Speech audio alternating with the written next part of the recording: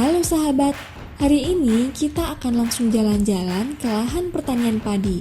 Sekalian bincang-bincang santai dengan petani padi yang telah berpengalaman selama bertahun-tahun.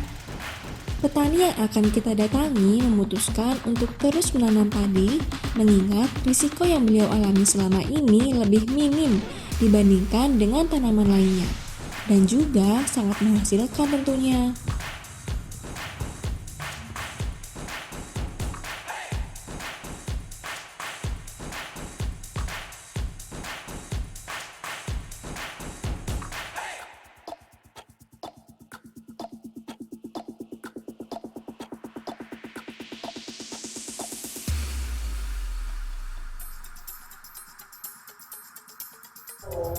Halo sahabat Nandurwit, hari ini kita akan belajar tentang padi langsung ke petaninya. Jadi jangan lupa like, subscribe, dan share dulu ya supaya kita bisa tahu padi dengan detail. Oke, kita langsung aja, hari ini kita wawancara langsung petani padinya. Oke Pak, kita lagi di channel Nandurwit, dadah dulu dong. Dadah, oke. Kita akan membahas tanya-tanya tentang padi. Sebenarnya Pak, padi yang baik itu seperti apa sih ciri-cirinya? Mulai dari mana ini? Apa bahannya, jenis bibitnya, apa langsung tumbuhnya? Dari bibitnya juga bisa, kemudian tumbuhnya juga bisa. Nah, jenis padi itu banyak. Ada yang seperti R64, ada Bagendit, ada Serang dan sebagainya. Kalau di daerah saya ini banyak cocok yang jenis IR itu, seperti IR64 itu. Hasilnya bagus karena di sini airnya masih gampang carinya. Dan nanti kalau sudah tumbuh yang jenis IR itu ciri-cirinya rumpunnya itu tebal banyak. Rumpunnya itu tebal, tingginya bagus, daunnya bagus, terus tangkainya padi itu dari pangkal sampai ke ujung itu terisi semua.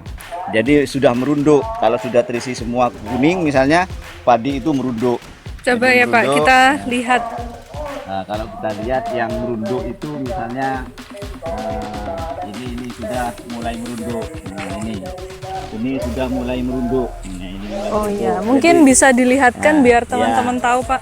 dari pangkal dari pangkal sampai ke ujung ini penuh terisi dan tidak ada yang kopong. Nah, itu ciri-ciri padi itu bagus. Nah, itu terus merata tumbuhnya, tidak ada yang jelek. Artinya rumpunnya, tumbuhnya, bulirnya, tangkainya semuanya baik.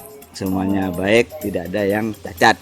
Oke, berarti kalau di desa sini paling banyak IR64 ya? Ya, 64. Kalau sekarang ada yang Bagendit, ada yang terus Bromo itu. Oh iya. Bromo Iya. itu. Ya. Ya itu dari bibit, kemudian dari perkembangan sudah Nah, juga. iya, kalau perkembangannya ya harus dirawat. Jadi pemupukannya tepat waktu, terus airnya tidak boleh kurang, terus perawatan kalau misalnya ada penyakit itu pengisiannya terus itu harus cukup. Nah, sehingga padi itu tumbuh dengan baik. Kemudian pertanyaan yang kedua itu di bulan apa sih yang padi itu bisa mahal? Kan itu biasanya tiap tahun ada prediksinya itu dari Januari sampai Desember. Yang kebiasaan Bapak kalau jual padi yang paling mahal itu di mana? Yang paling mahal itu biasanya bulan-bulan seperti sekarang ini, bulan antara April sampai ke Juli. Nah, April sampai ke Juli. Juli. Itu pun kalau tidak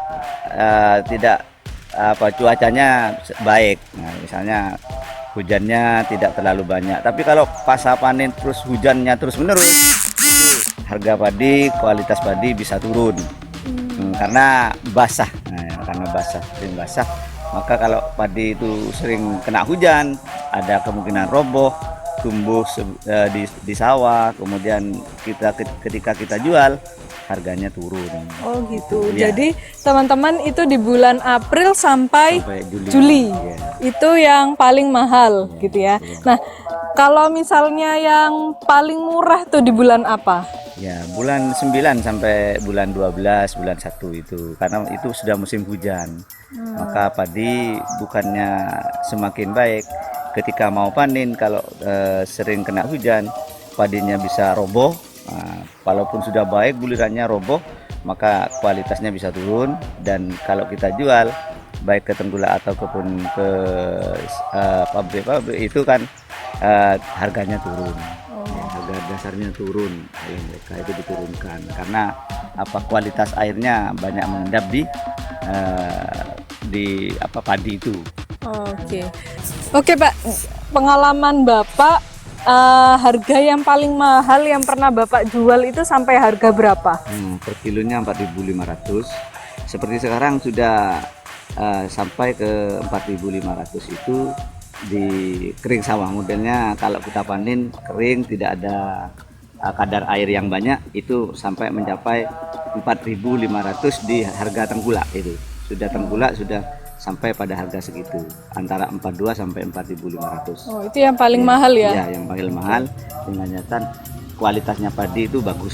Kalau yang paling murah Pak? Nah, paling murah musim panen kemarin itu sampai anjlok harga 3.700 per kilo, itu anjlok dulu, sehingga petani itu banyak yang artinya modalnya berkurang gara-gara harga jualnya rendah.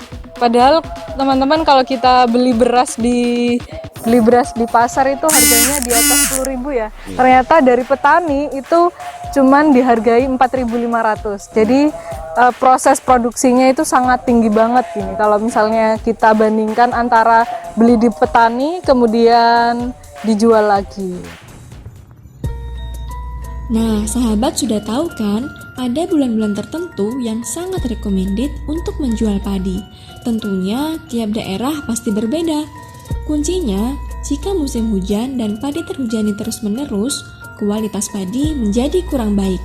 Akibatnya, harga padi pun akan jatuh. Sampai di sini dulu ya bincang singkat Nandurwit dengan petani padi.